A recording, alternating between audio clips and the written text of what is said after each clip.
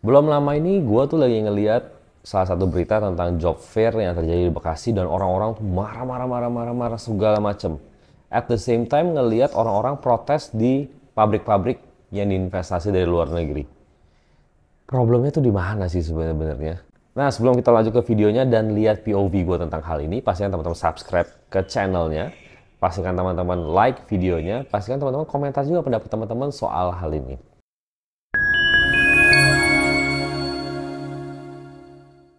Gua sih bukan tipe orang yang suka nyalahin orang atau enggak blame this one, blame that one. Gua nggak terlalu peduli lah gitu ya.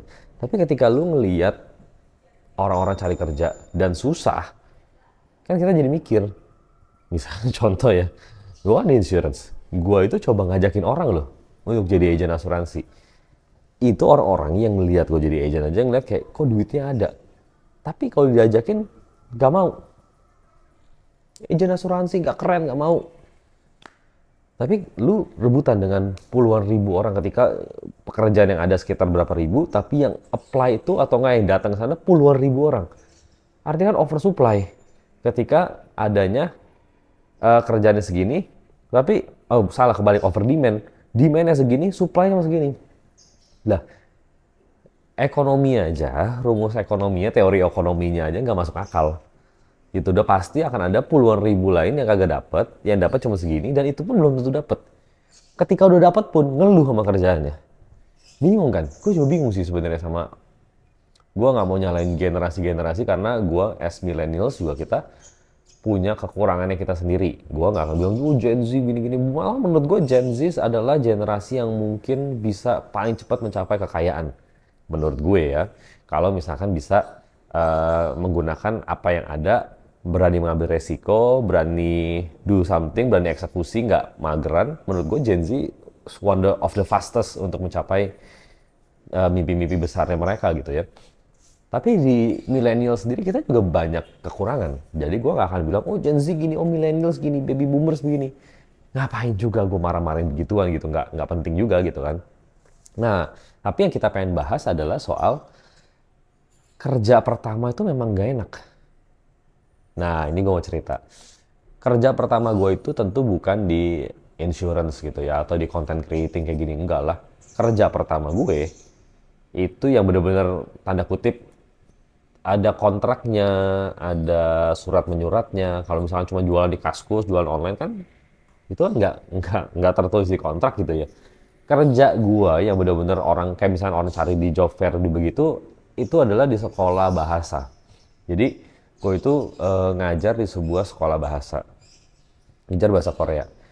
Waduh, itu benar-benar bingung sih sejujurnya. Waktu itu gue umur berapa ya? 19 apa 20 gitu, gue juga lupa lah.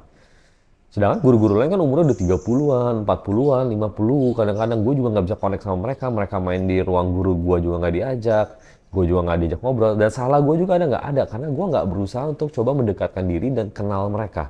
Tapi gue malahan nunggu di ruang kelas, nunggu muridnya datang. Dan ya udah, gue ngajar sebisa gue. Dan ya udah aja. Itu kerjaan gue yang pertama tuh bahkan. Jadi gue merasa di kerjaan yang kayak begitu, gue lumayan capek sih sebenarnya karena gue datang ke sana naik busway gitu kan, sampai sana juga muridnya nggak ada, dan ketika muridnya nggak ada gue nggak dibayar, gue harus tungguin sampai muridnya ada. Jadi biasa gue punya shift kerja itu dari jam 12 siang sampai jam 10 malam. eh Biasanya jam 12 sampai jam 3 gitu ya. Jam 3 berarti kan sampai jam 4 gitu ya. Sesi 3 sampai ke 4 slotnya. Itu tuh nggak ada murid. Tapi gue harus stay di sana.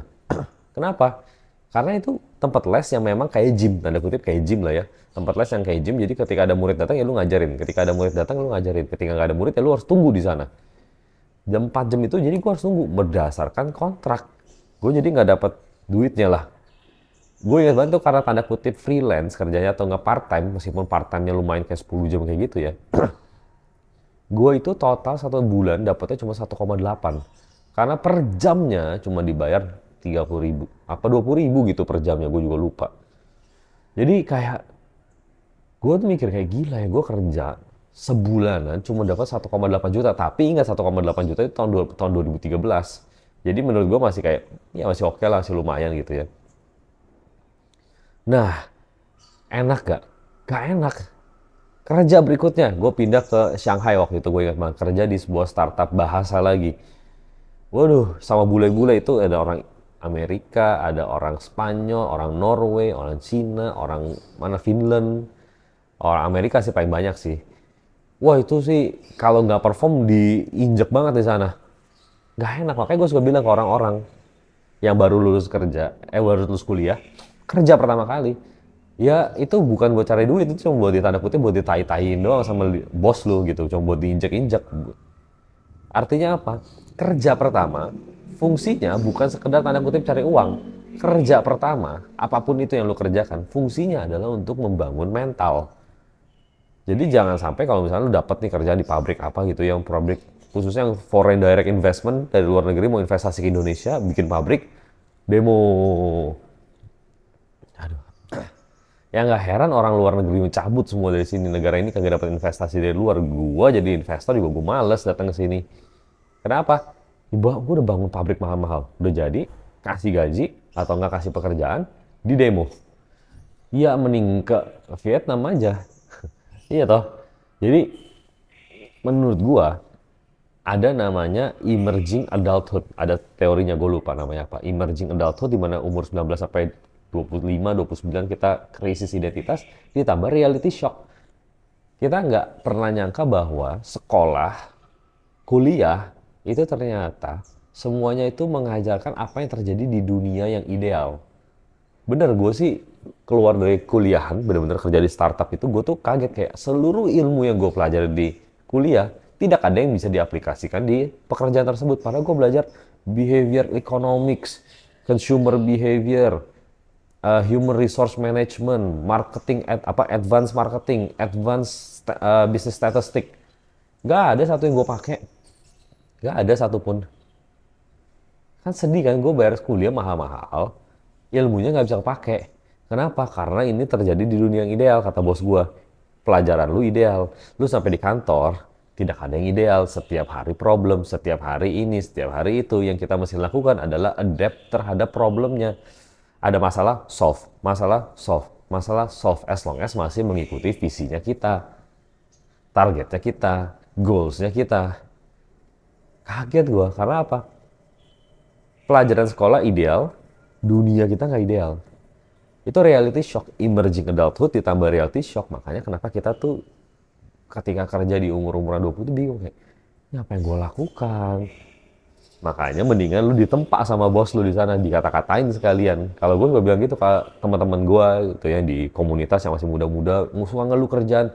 Gue bilang, lu ngapain ngeluh-ngeluh soal kerjaan? Bos lu tinggal gantiin lu nggak dapat kerjaan lu diisi orang yang lebih bersyukur sama pekerjaan lu. Simple kan? Udah begitu aja, Kak. Karena namanya mesin, roda, sistem bisnis, itu nggak terpengaruh sama lu. Lu mau ngeluh kayak apa, lu tinggal dibuang, diganti sama orang yang baru. Simple, karena lu itu nggak sepenting itu di rodanya. Pekerjaan lu gampang digantikan, jangan sampai digantikan sama AI, digantikan sama robot, mati lah lu, udah. Oke? So, kira-kira begitu aja soal bahas tentang ngeluh-ngeluhan job fair di Bekasi itu, gitu ya. So, thank you so much for watching. Pastikan teman-teman subscribe ke channelnya, nonton video lainnya, dan juga di komen di bawah. Semoga teman-teman juga yang dicari kerjaan bisa dapat kerjaannya. Oke? Thank you so much for watching. Ketemu lagi di video berikutnya.